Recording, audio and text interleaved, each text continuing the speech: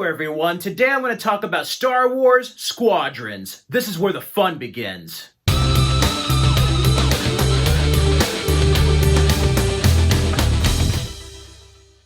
So, Star Wars Squadrons. This is pod racing. This is one of the most fun Star Wars video games I have played in a long time.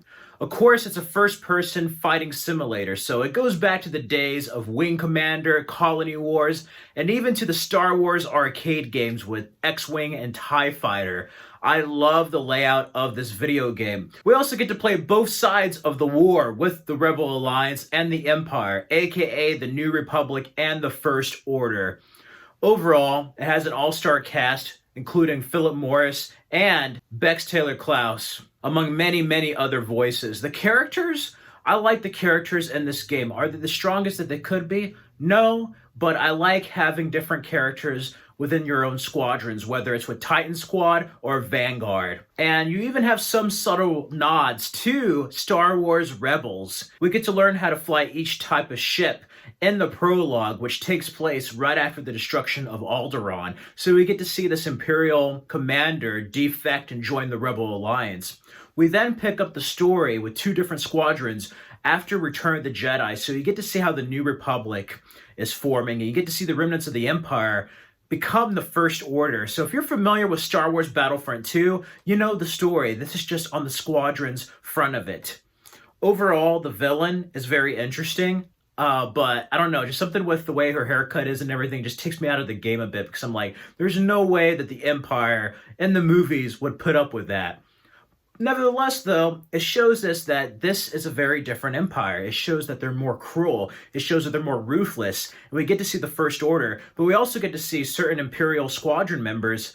We get to see them become more humanized. And that's something we haven't really seen in the films of, like, the Rebels. What happens when they become a New Republic? What makes them different from the Empire? And then also you have these Imperials who have been fighting this war. Overall, though, I love the missions. It has about 14 missions. You can earn different medals, and the medals do stack if you want to replay the game on different difficulties. Say, if you died or you didn't finish the mission in enough time, you can retry it. It still saves your previous info, and you can just work on that medal. However, this game is not free from certain glitches. As a matter of fact, when I played the story, I decided to take a break and try multiplayer, which I get to in a minute. But I ended up playing the story after playing multiplayer, and I didn't unlock the story trophy. So the trophies are glitched in many ways, and sometimes the system crashes. Like, I finish a mission and I can't control my TIE Fighter. It's crazy. But going on the ships, I love having different ships. This video game, unlike some movies, remember that there's more ships than just X-Wings and TIE Fighters. Yeah, TIE Bombers, TIE Interceptors.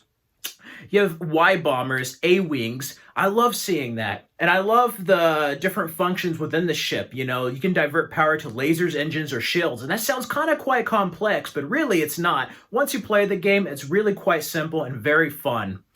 Overall, I had a blast with this, and the multiplayer ranges from you fighting AI fleets. Basically, it's like you and another fleet fighting to destroy either a frigate or a Star Destroyer. So say if I'm with the Rebel Alliance, I have to go after all the different little ships and then destroy the Star Destroyer to win.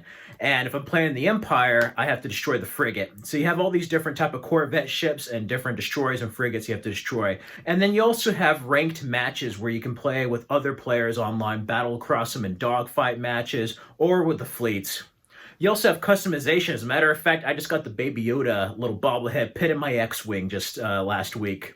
And the video game is available for $39.99 at quite an affordable price. I actually got it for $33 when I was at Walmart getting some groceries. I got it day one, and it has several difficulties. The game does get more difficult the further you go down the line, and the main last difficulty, Ace Pilot, is insane. You're going to die a lot. I haven't finished it. I was going to go try to get a platinum, and I'm like, forget this. So if you're out to get the platinum, this is going to be quite of a grind. Anyway, I think they laid the groundwork for a great Star Wars video game further down the line in the next gen, whether they want to take it to, let's say, legend fights with the Death Star Trench or Battle of Endor, maybe go to like the Battle of Naboo with Naboo starfighters or the Clone Wars, or even make it like Battlefront where it's first-person starfighter controls and then third-person land battles. I don't know, but I think they laid the groundwork for what could be the greatest Star Wars game yet to be made. So if I had to give Squadrons a score, I give it a 4 out of 5. Is it the best it could be? No, but it's nice having an EA game without any microtransactions, and this feels like a throwback to the 90s fighter simulator games. And yeah, as a Wing Commander fan, since Mark Hamill's in that as well, Luke Skywalker himself, and like Colony Wars and the old Star Wars PC and arcade games, this is a nice throwback to a bygone era. So yeah, the Force is strong with this game, and I give it a 4 out of 5. Anyway, down in the comments, let me know down below, have you played Star Wars Squadrons? Let me know down in the comments below. You can feel free to subscribe and check out these other videos for more content. I'm going to be taking a bit of a break for a while, but until then, may the Force be with you always.